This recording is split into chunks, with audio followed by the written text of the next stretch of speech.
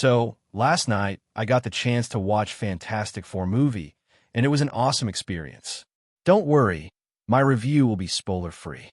What Marvel has done with Fantastic Four this time is definitely praiseworthy, though there are a few flaws which we will talk about. The movie feels like an emotional, visual, and character-driven journey. We'll go through the positives and negatives one by one. Let's start with the story. It stays to the point and pulls you right in. Within the first 10 minutes, the movie establishes the history of the Fantastic Four, making it clear why the people of Earth 828 revere them so much, and why they see them not just as protectors, but also as their leaders. But when a massive threat like Galactus appears, how they defend Earth becomes the core of this Fantastic Four's origin story.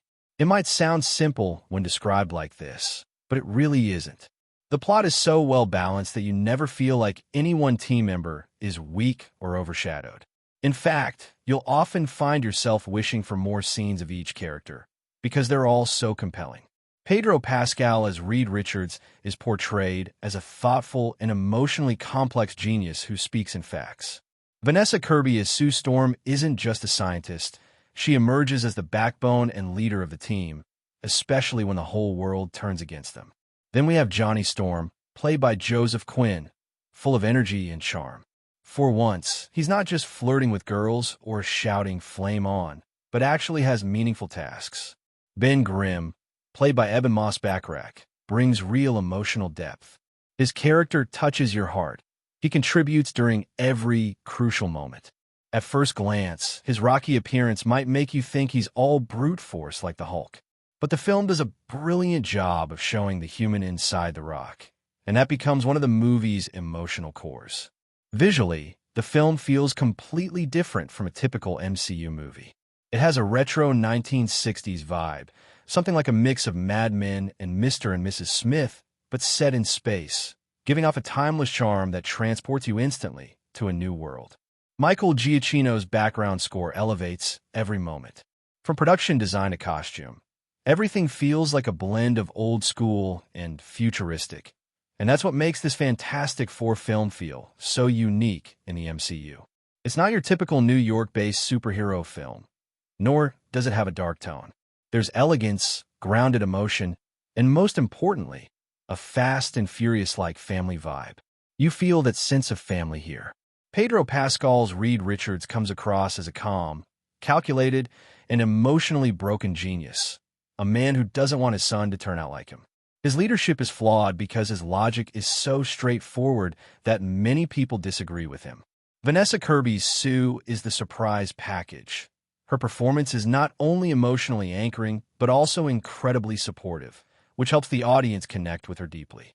The dynamic between the powerful Johnny and Ben even brings in a subtle romance, which feels natural and real. Joseph Quinn balances Johnny's youthful arrogance perfectly, and Ben's tragic angle will definitely remind you of the Hulk. But the film also shows if Hulk had handled his pain the way Ben does, his life could have been so much better. Or you could say, if you have a family, even the worst life can become a good one. Now, if there are any weaknesses in the film, they lie in the lack of action and the villain. I say lack of action because we're used to Marvel movies being packed with action. But in recent films, the ones we've actually connected with, the action has been more limited, and many of us still crave that adrenaline rush. As for the villain, it might feel a bit generic, especially if you haven't read the comics or don't know much about the characters. That's because the film focuses heavily on elements that comic book fans will recognize and appreciate, clearly showcasing the level and importance of these characters. But for first-time viewers, it might just seem like things are being exaggerated without explanation. There are a couple of moments intended to establish the villain's threat, but by the end, they don't fully land. The villain should have felt like a real force of destruction, someone whose arrival truly shakes the world. Take the Celestials, for example. When they appeared in Eternals, the entire world stood still in awe. If Fantastic Four had achieved a similar impact with Galactus, it would have been far more powerful. And yes, where the MCU is usually known for expertly placing comedy and humor, this movie lacks that. But that might be intentional, considering the tone and maturity of the subject matter. Still, Those expecting the kind of lightheartedness we saw in Guardians of the Galaxy or Ant-Man might feel it missing here.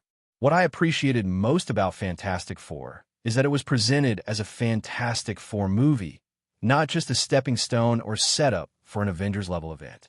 Because we've seen in the past, take Quantumania, for example, which was supposed to be an Ant-Man and the Wasp story, but ended up focusing so heavily on Kong that the main characters felt like jokes. Even the final blow wasn't delivered by Ant-Man or Wasp. It was the ants who weakened Kong, so that Ant-Man could finish the job. Sure, on paper it might be justified, but visually it didn't translate well, and we couldn't really resonate with it. But with Fantastic Four, Marvel made the best decision by keeping the focus entirely on the team. It may feel disconnected from the rest of the MCU, but emotionally, it'll connect deeply, especially if you're a family-oriented person or someone who carries emotional depth. Fantastic Four. First Step feels like a promising beginning and places character relationships at the center.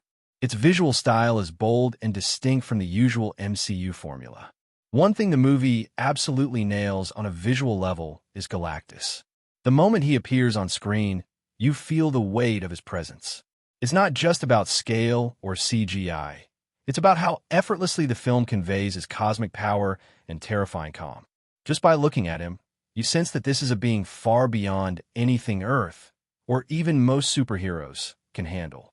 You feel insignificant. He doesn't need to roar or destroy cities to feel dangerous. His mere existence does that. And honestly, that kind of subtle, overwhelming power is rare in comic book films. If you're someone tired of overstuffed plots and mindless action sequences, and you're craving a superhero film with genuine depth, character, and emotional weight, then Fantastic Four. First Step is exactly the kind of movie you need. It's a film that trades spectacle for substance without ever losing its sense of style. It respects the genre, but doesn't follow the same old formula. And that makes it feel fresh, even in a crowded superhero universe. But here's a heads up. Go into this movie with the mindset of watching a self-contained story. Don't expect multiverse chaos or Avengers-level world building. This isn't a setup for a doomsday event or another endless crossover. This is about family, about purpose, and about four extraordinary individuals finding their place in a universe that often feels hostile and unpredictable. If you expect it to lead directly into the next big MCU showdown, you might walk away disappointed. But if you let the film stand on its own, trust me, you'll walk out moved. Now, about those post-credit scenes. Yes, there are two. One is very important. The other? Extremely important. Both offer massive clues for the future of not just the Fantastic Four, but the MCU at large. One of them hints at a potential cosmic conflict that could shake the foundations of what we know so far, and the other might just introduce a character we've all been waiting for. But I won't spoil anything here. I want you to tell me in the comments, which one do you think is more important and why?